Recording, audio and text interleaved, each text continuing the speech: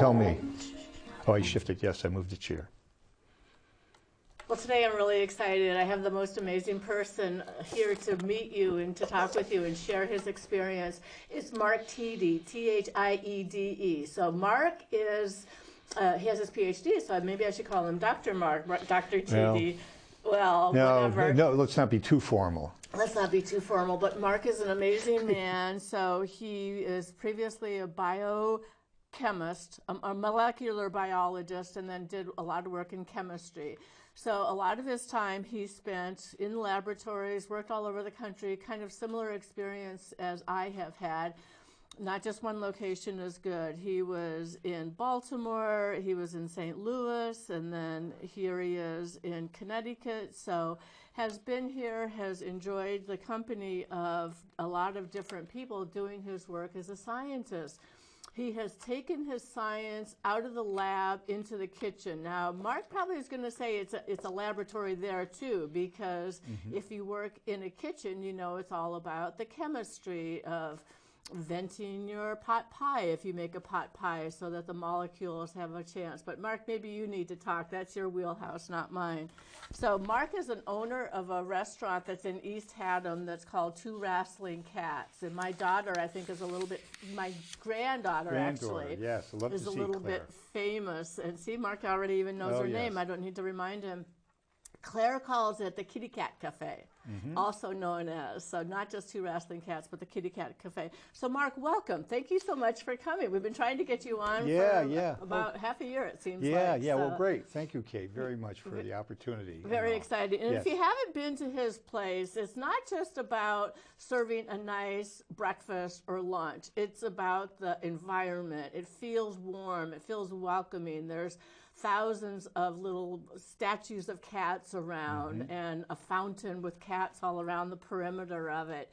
It's a beautiful rustic kind of location, and it's painted kind of crazy colors. Is that okay to say? Absolutely. And this spring I have plans to put additional colors onto the house. I remember some purples and some yellows kind of combined. Cobalt blue. Lime green, yes. Lime green. And I love you have signs up that talk about equity and justice. And talk to me a little bit about what your mission was, Mark, in transitioning. You said you only wanted to do bioscience kind of work for 15 years, and you did that. But then what was your real passion? Why did you move into this? Well, I had always been sort of driven to doing something that was creative. I didn't like to reproduce other people's stuff per se in the scientific world, and I decided that what I'd like to do is something that I could earn a little income. Sure. And I was traveling to Seattle in the late 1990s with my job, and I got bit a bit by the coffee culture. I like the coffee culture, and I thought, well, maybe I'll get a franchise at some point. And I looked into franchise, and they're just such cookie cutters that I said I have to do something else, do something myself. So when in the first decade of this century, the pharmaceutical industry was undergoing acquisition after acquisition layoff after acquisition layoff, and I realized it was just a matter of time before I was going to be presented with the opportunity to move on. Just like you were, and just like I was, or my husband was, and we had real similar experience. If you talk about the biotech industry, it kind of comes with relocations. Always. And if you look at it as an opportunity, we had an enormous opportunity to reinvent ourselves and recreate. Always, yeah. And you know, and I just couldn't see myself staying in that environment. So I decided that I would open a coffee shop. Cool. Which, you know, created a great stir amongst my friends and family. I'm sure. You know, about what are you going to do that for and all. And I just said, well, what I wanted to do, I guess my mission was to create something that I could bridge early retirement with a real retirement. I don't know when that will ever come. But, and create something that is unique and personal. And so Two Wrestling Cats started in 2013. I opened in May of 2013. So we're going to be 10 years old at the end of May. It's amazing. We never had a grand opening because when I first opened, I really had no idea what I was doing business-wise. I was doing it all by the seat of my pants. I was doing it through extra energy and through devotion of time and all, and a lot of good people. My family, my wife to be, we all sort of, I think gave me enough encouragement and all. And now 10 years out, I've got a little, maybe a turnkey business. Nice. So that's good, so I know what I can do. I know what I need to do and all, but I also I never read a business book. No, would you give this advice to somebody else? I mean, I just would. have to. Well, I would. I think you have to say, well, you have to take the lumps too. Yep. You have to take the lumps. Yep. It's the long haul, right? Right. It's the long haul. It's about, I never thought of quitting. When somebody told me that after a year, you did a really good job. Wow, you made it to a year, and I never, ever, ever thought that I wasn't going to be there 10 years later. I didn't know I was going to be there 10 years. That is so inspirational because so many people have a dream, and so many people hate, being subjected to a boss's bad mood or poor judgment or lack of whatever, Yes. So you change. So let's go back to the science. I knew that one thing we had to do is make something that was highly reproducible. Right. Because in order to get people back, I mean, that's what McDonald's does. They make that sandwich, the hamburger, the same way all the time. Yeah. And so to be able to do that, I don't make McDonald's sandwiches. We make better. We make really great stuff. Your stuff is good. But then also to be able to change. And I always use this example as not to necessarily listen to what the customers are saying, because they may want something at that moment, but they may never come back. But to be able to see what's working and what isn't working. So I had a gal who was making some cheesecakes once, and some people came in and they said, "Oh, you have lemon cheesecake?" And she went, "Oh no, but I can do that." So she made a lemon cheesecake, and they never came back. Oh. And we sort of sold that lemon cheesecake. But I realized, it's being observant. I think in my science career, it was always about being observant and letting the data tell you what you do next. It's all about observation. Don't stay stuck on what you're going to do. And I realized, I think within science, I always wanted to do something, an advanced degree and all. But once I got there, I realized that I would actually like to maybe do something different in the long run, Nice. but take advantage of this to accumulate some, some wealth and all. Not that I'm a wealthy guy, but enough stuff to that I could buy the house in East Haddam, I could do the renovations, and I could be here 10 years later. Nice. Well, and you're living your dream, basically, It's very good. Yeah. And you're living within your means, and you're making a living, not a killing, perhaps. Right. And I have other retirement funds and all that, so I support myself through that, and I'm doing just fine. Very good, nice, very nice. So your place is open from? It's open from 9 to 3. Every day but Tuesday. Tuesday Okay. I'm closed. Okay. So that took 8.5 years to do, but I finally closed a day. Well, you need a day off, for heaven's sakes, right? Yeah. You need to have some time to yourself and your family and to do other things. But I was there, I knew that. It was my personal sacrifice. I had to be there 7 days a week to get this thing up and running. Sure. How long do you think that took you? Was it like 3 to 5 years or 7 years? When did you start to maybe take a little bit of time for yourself? So it was really after about 7 years, I think. And then when my son was working with me, he was very helpful in giving me the feeling that I could take a little time off. But it was not until really 8.5 years when I did it.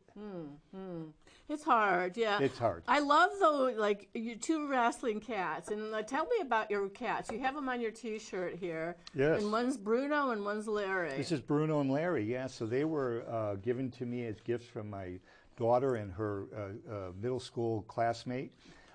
They're half-brothers. They were 3 months difference in age.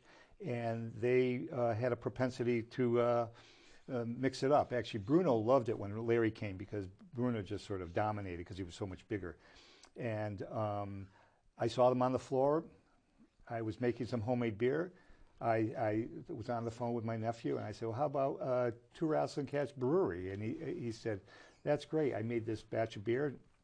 It was not very good, but then the rest is history." The concept was born. 2 Wrestling Cats. So you went from 2 Wrestling Cats as a brewery to 2 Wrestling Cats as a coffee shop. As a coffee shop. Yes, and that's also, I look back and say I didn't have a plan. When I tell people after they've asked about how long I've been collecting the stuff in the shop, I say, you know, I didn't have anything when I opened it. When I opened the shop, I had my 2 cats.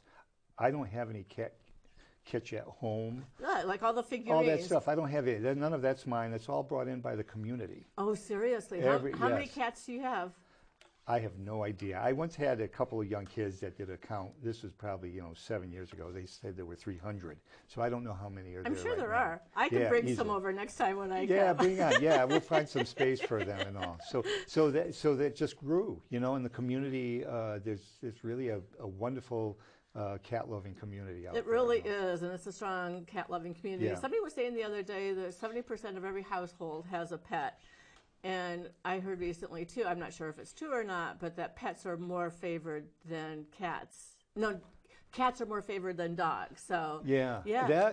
I can completely understand that, you know. Mm-hmm. Although we have at home, we have 2 cats and a dog, and they actually all get along pretty well. Do they? Yeah. But you said you have 7 cats in total. Some are at the so I have restaurant, 5 at coffee the shop. restaurant. So one thing that we did this year was opened up well, it was actually last year. I had the front room of the house closed up per the health department requirement. And on April 2nd, I brought in 5 sibling cats from a local house. They had a litter of 6. They gave me 5. They were 12 weeks, and they've been there at the New Wrestling Cat Lounge. So I had, as part of Two Wrestling Cats, is a New Wrestling Cat Lounge LLC, and it was a separate business. The health department wanted me to do that. And they're there for socialization therapy. So is that adjacent? Is that a room that's It's a next room to right where in the the front. dining room is? Or? So the original house, it was built in 1784. It is a nice old piece is a of box, and the front part that is actually closed off. There are a couple of doorways with glass doors, and we have a separate entrance outside with a ADA compliant ramp and all. Nice. And the front is painted purple and yellow. And I have these 5 beautiful cats inside. And if anybody wants to look at our the Two Wrestling Cats Instagram page, I publish shots of them all the time. Okay, very nice. Well, I know my granddaughter has gone over and played with absolutely. them. Claire has been there, yeah, yes. Claire. So Claire has been there and has gotten an opportunity to play with them. And I don't think they're going to buy any pets because they have allergies in the house. So it's kind of a nice way. Give her a little interaction. and a histamine, and then she can walk in. And yes, and they can even watch, you know, from the glass from the other side of the restaurant. There are two doorways that are fully glass, and you can watch the cats from there. So we can look it up on Instagram. What's the Instagram? Is Two Wrestling Cats. Just that it's as simple as that. Yeah, yeah. And do you have cameras on them, like I have a pet cube, 2 pet cubes there that I don't follow them very closely, but they have also knocked them off the walls. Oh. So they're actually very, you know, it's one of those things where they're up high enough, I thought, but they've actually been able to knock them both off because they're like up on a magnetic stand. Boy. So now, at your place, Mark, you have a lot of signs and things talking about equity and justice. Tell me about your philosophy, I guess, and why that's important, and why should we get those messages out there? Like you have rainbow flags, and tell me about that. Yeah. So again, we'll go back to the point that I never read a business book. Okay. So I actually wear my heart on my sleeve or on the front lawn of the New Wrestling Cats. Arm. You wear your cat on your bicep too. Look, I have my 2 wrestling cats here, Bruno and Larry. I was able to get this done by Jeremy. Too? Yeah, and it's a mug. Yeah, I thought there was like a little. Okay. And it actually has the rainbow they're double helices to represent my prior work. Oh. So it's my science and the coffee and my 2 co-founders. That's a beautiful cat too, by the way. That was done by Jeremy at Good Speed Tattoo. He did it 4.5 hours later. It was amazing. Wow, is that Bruno? That's Bruno and Larry. Okay. So it's a combination. It's a combination of the 2. Yeah. I thought maybe it has something on the other. No, I'm thinking about doing something over there with my new cats. So you'll have to come back. So tell me, we're back on equity and your mission. So I never. Yeah. So I've always been a fully, welcoming environment. Of course. And in 2016, things started to sort of happen. So I actually, we can go before that. I had kids from the school come in. From East Haddam? Yeah, the Equality Alliance. Okay. Came in and did stuff there. I was very supportive of the LGBT community and all. I had an NA meeting and an AA meeting that were being held at the shop. Nice. I opened it up to whoever wanted to use the space. I have the East Haddam Art League. They come in and use the space. They have actually a wall that they display their works on and rotate that out, and they meet there periodically. And in 2016, with the whole election issue and all, things really started to come into focus for me. And I had a group that actually, Teresa Gover from town, she had, and her sister and another individual painted a sign that said, "Dear Muslims." I don't know if you say it's. I'm just paraphrasing it from. It was from quote from Sean. Yep. So there, I don't know. Sean. He's a blogger, and it was about dear LGBT, we love you, we will endure, and it was a very large sign that was placed out in front of my shop. Nice. But there were two of them that were made, and one was placed down in Moodus, and the one in Moodus was defaced on the morning after the election, and so that one was removed, and the one on my shop, and so this was sort of the start of let's do something. And so I had a couple that asked whether or not I would be open to a weekly vigil. Nice. They had been doing some vigil in Guilford since the Vietnam War and all, and they said if they could do that on a Saturday between 10 and 11. So they started that, and it grew, and when it came to the Women's March in January of 2017, we had 500 people. They actually had put out in 500 people on the premises of where two wrestling cats is? Yes. Wow. They had three sites that the Women's March was advertising for. One was Hartford March, Stamford March, and one was the vigil at the two wrestling cats. And we had speakers and music and 500 people and a lot of those pink hats. And it was wonderful. And it was at the time that my mom was in the hospital, in her room at the assisted living place, and she was dying, and so she died like 5 days later. I'm sorry. But I realized that this was something I needed to do, and I sort of do it in her memory to follow up with the way she would want me to follow up. And also now I have my pride flags. I have a bands off our bodies flag out front. Nice. I have kindness, everything. And in the front of the shop, when you go to the front door of the shop, there's a banner. I made two banners, one green, one blue. But this one is, I think, the green one. It doesn't matter. It says, "Welcome. We are an anti-racism business." And I had a fellow from, I think he said Avon, and he saw that and asked if he could get a copy of that. And I said, well, I actually have one in my bathroom. And so I took it down, and he posted it in his window up there in his business. Nice. So I thought that was very bold. For me, it's the way I operate.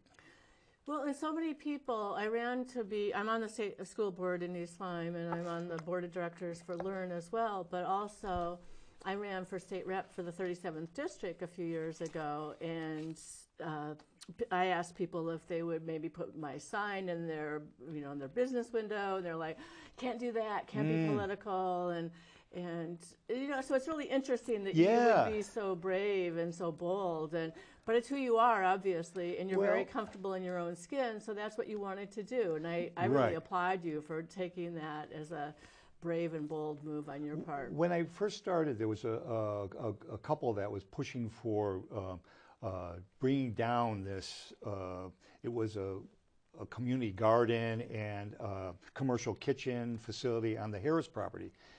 And I sort of gave them the opportunity. They want to put their letter out there, and they want to do this. Where is the Harris property? It's up on Mount Parnassus. It's a big property where they do have community gardens. And then that's in East Haddam? That's in East Haddam. Okay. But then I found out that they were really pretty sinister. Ooh. And they were trying to undo something that actually what happened was with their actions, they ended up getting a vote so that the East Haddam had to send back whatever money they had gotten, and they refused the grant. And I realized that, that's how I'm open. Okay, you can come here, you can do this. Then I realized that, maybe I have to be a little bit more selective on how I do. That's more in line with how I feel. So that type of thing, won't happen again. But anybody who wants to do something positive for the community, let's do it.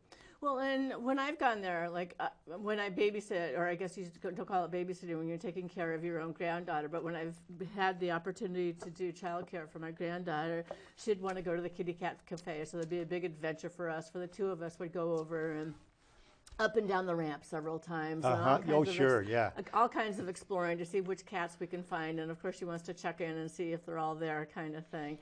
But the people are just so friendly, and I was able to make friends with a woman who was a librarian, and our kids played together, kind of thing. So it's a very welcoming community. I have been amazed at the kindness and the patience, because today I have a front counter that I really, after COVID, just try to keep it at 4 people at a time. So people are lined up outside, and it gets cold at times at this time of the year, but people are still very patient, they're when I get to the counter, they say it's no problem, we're just going to do it the way you want it to be done, and it works. It works. I think if you present yourself as an open, welcoming person and facility, people will essentially comply, and this is how we are too. They just kind of settle into it. They settle into how you're treated. And right. It's all about how you're treated. So, and like I said, go back to, I never read a business magazine, so I didn't realize that you really don't do this sort of thing if you want to have a successful business, like you say. But I'm looking forward to the next banner I put up outside. I actually have right now a board there that I've rotated banners. One was a democracy banner when the votes came around. I still have that, and I'll put up for the next election. But right now I have this big truth with everything that's going on with Fox News and that side of the world.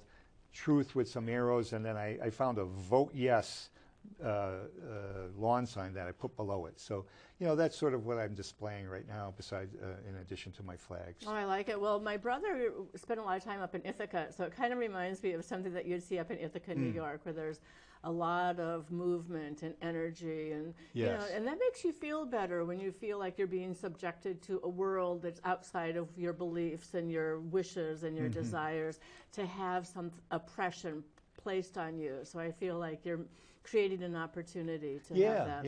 Yeah. I'm very happy with how this thing has turned out 10 years later. Good. So what's your favorite thing on the menu? So my favorite thing, I love a black coffee, my black drip coffee, and our caprese is just a wonderful sandwich.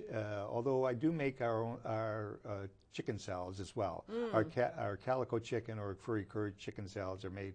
I make them. I've been doing that for the last 10 years. But the caprese is very special. It's a fresh mozzarella, tomato. We got a great ciabatta roll from Alberto's Bakery, and it has pesto and balsamic glaze and gets pressed, and it's just wonderful. You're making me hungry. So. Yeah. Well, that all sounds really good. So what advice would you give to a young person, perhaps, who's interested in becoming an entrepreneur?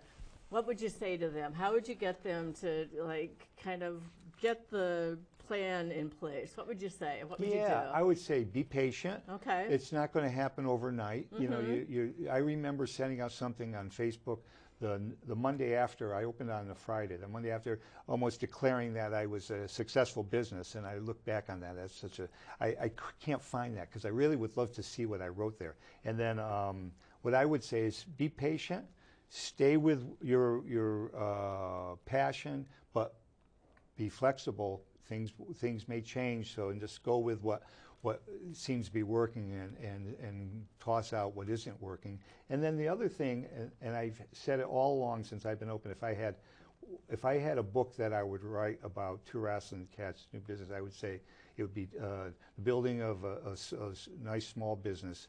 Keep your hands out of my pocket.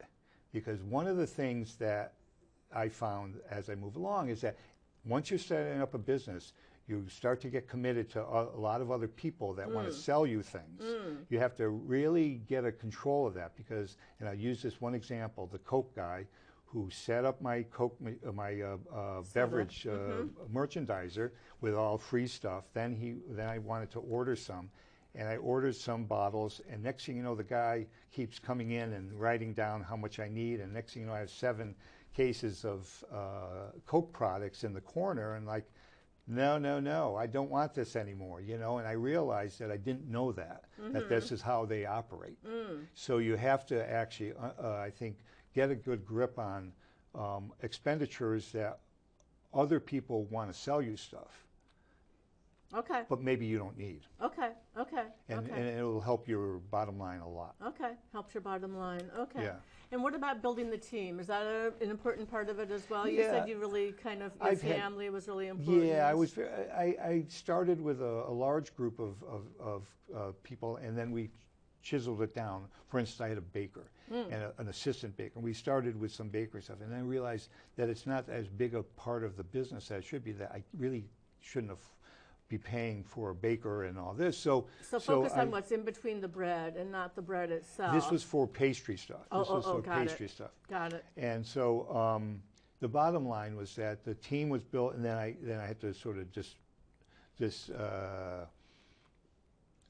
dispel leave them to their doing their own thing. Eventually, what I am, I'm a guy who I have a gal who works, Alex, with me. I have 2 kids, high school kids, and we just work. We work as a team, and then I replace the kids as they leave for college. Nice. And all. Well, I bet they're just so thrilled to be able to have that It's opportunity fun, you know? to work with you. They have to deal with me too. Yeah. Well, you have a good sense of humor and bright eyes. I try. So you're absolutely. I'm also a stickler for how, making sure how you're treating the customers properly. That's important. Yeah. That's very important. Yeah. Yes.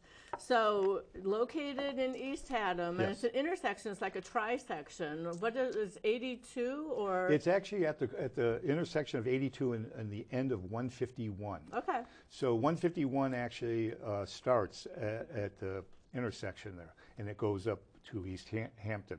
Okay. It's a great spot, friendly staff, tons of cats, a nice fountain, nice chairs on the outside. Yeah. Beautiful. Yeah. And one thing we never touched on, and it's an archaeological site as well. That's right. You said the building was 17. The building was 1784, but we have now, in the last three years, we were declared an archaeological site, Really? a Paleo-Indian archaeological site. Really? Yes, and it's 12,000 years ago. So I had a customer find an artifact, and then the state has been in 9 days, and they're coming back in May or so. We just had a presentation at the East Haddam Library? Historical Society. Wow. Yeah. And is there going to be a birthday party? I want to come for your birthday party. 10 years 10 years, May. yeah. We didn't have an grand opening, but we're going to do something. We'll do something, yes. So you will be invited. Absolutely. I want to come, and I'll bring Claire and, of course, my daughter and son-in-law. Yes, it's hard to believe, but yes. So that'll be probably the weekend, either before or after, because I think it's the middle of the week this year. May what? What are we talking 31st. about? May 31st, so Memorial Day weekend. Right. Yeah. Well, Mark, thank you so much. Oh, you're welcome. This was just amazing getting to chat with you. It's very nice to be here today, Kate. Yeah, thank hearing you. a story worth telling. So thank you, and please come back after we hear about the archaeological dig. Yes, you can look that up. Yukon Magazine had an article on us in the fall issue. Nice. Okay, good to see you, Mark. Likewise, thank you. Kate. Thank you.